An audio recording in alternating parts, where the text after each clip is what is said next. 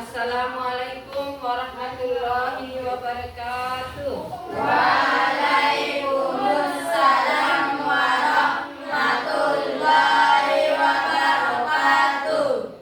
Apa kabar adik-adik sekalian? Baik. Sudah sarapan? Sudah. Alhamdulillah. Semua perlengkapan pembelajaran hari ini harus ada di atas meja ya, seperti buku mata pelajaran pendidikan PKN. Baik, sebelum kita masuk pada mata pelajaran ini, marilah kita sama-sama berdoa. Berdoa mulai.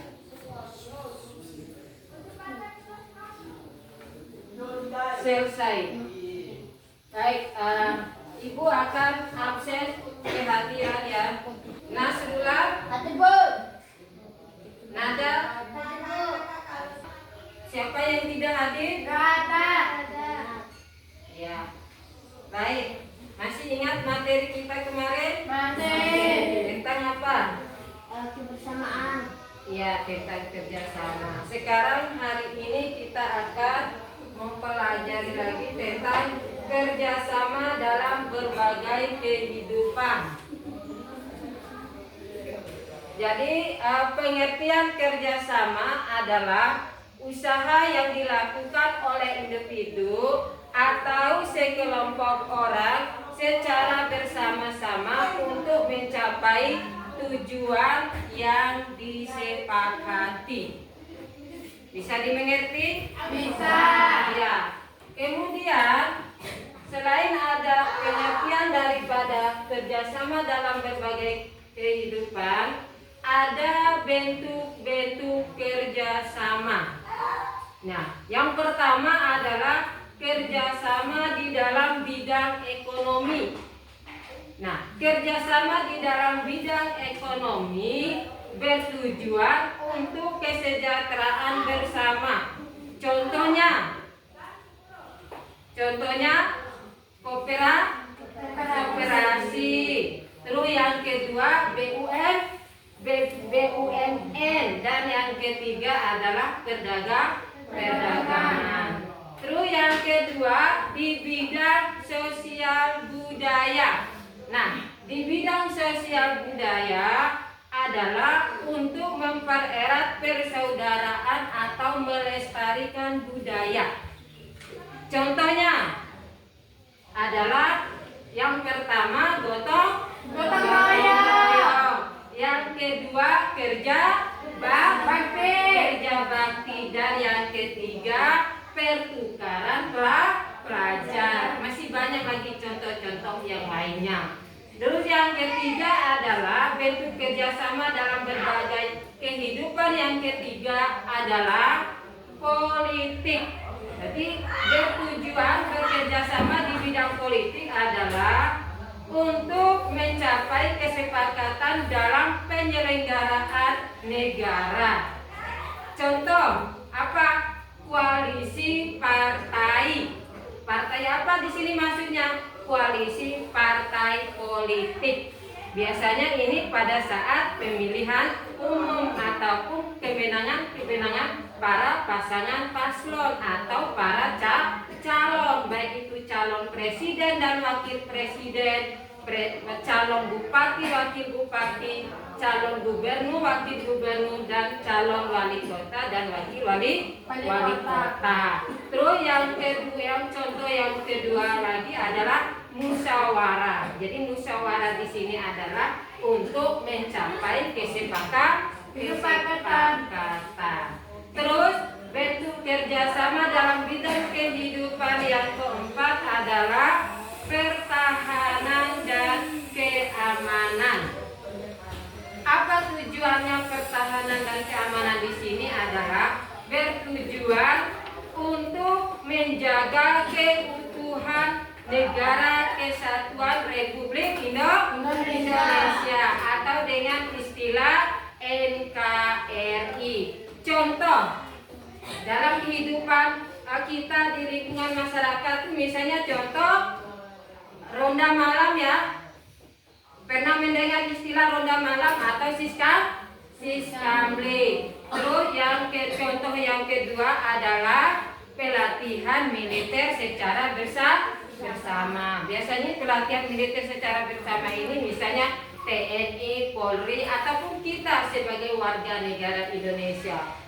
Terus yang berikutnya adalah manfaat kerjasama. Apa sih manfaat dari kerjasama itu? Adalah mempererat tali persaudaraan atau tali kekeluargaan. Dan manfaat kerjasama dalam kehidupan yang ketiga adalah menumbuhkan sikap rasa toleransi. Nah, rasa toleransi di sini adalah rasa toleransi yang berkaitan dengan perbedaan, terutama dalam toleransi perbedaan beragama. Terus yang ketiga, meningkatkan keterampilan sosial dan komunikasi. Nah, itu bagian daripada manfaat kerjasama yang keempat. Dan terus yang kelima, mengurangi stres dan beban kerja. Masih banyak lagi ya manfaat-manfaat yang lain. Mengurangi stres ataupun beban kerja. Kita melanjutkan kembali untuk berdiskusi kelompok. Dan Ibu akan membagi kalian menjadi 3 kelompok. Langsung bentuk kelompok ya. Ya, ini. Ya, sudah duduk per kelompoknya. Ya. Kelompok 1, kelompok 2, dan kelompok 3. Jadi dalam kerjasama itu harus berdasarkan hasil pendapat bersama. Nanti dituangkan dalam hasil diskusi. Jadi harus kerjasama ya, jangan kerja sendiri-sendiri dalam diskusinya itu. Harus berdasarkan komunikasi bersama. Nah, begitupun untuk kelompok 3. Jadi kerjasama harus berdasarkan hasil diskusi bersama. Jangan mengambil pendapat sendiri. Harus berdasarkan kelompok. Minta pendapat temannya. Selesai? Sudah. Baik.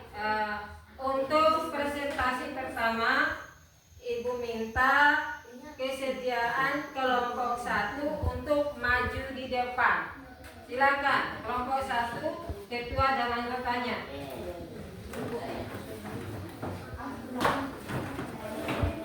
Ya, di tengah ketua. Ya.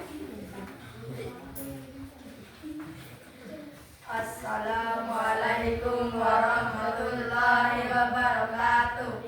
Waalaikumsalam warahmatullahi wabarakatuh. Perkenalkan, kami kelompok 1 ingin mempresentasikan hasil diskusi kami. Bidang-bidang kerjasama ekonomi bertujuan untuk kesejahteraan bersama. Contoh, bayar uang komite sekolah. Ya. Baik, terima kasih untuk kelompok 1. Tepuk tangan. Wassalamualaikum warahmatullahi wabarakatuh. Ya. Terima kasih untuk kelompok 1. Untuk mempresentasikan hasil diskusinya kelompok 2. Silakan masuk kelompok 2. Ketua beserta anggotanya.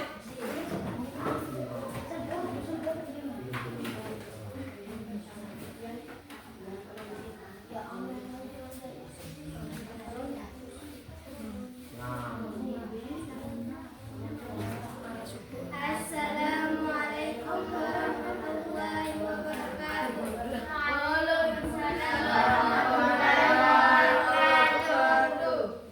Perkenalkan, kami dari kelompok 2 ingin mempresentasikan hasil diskusi kami. Membahas bidang-bidang kerja kerjasama.